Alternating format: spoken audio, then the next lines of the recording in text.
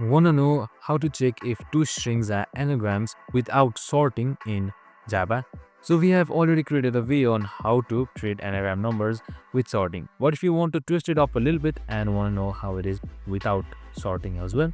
So it's easy. So instead of rearranging letters, we just count them. First, we loop through the first string and increase their counts. Then, for the second string, so we have two strings right here, that is listen and silent.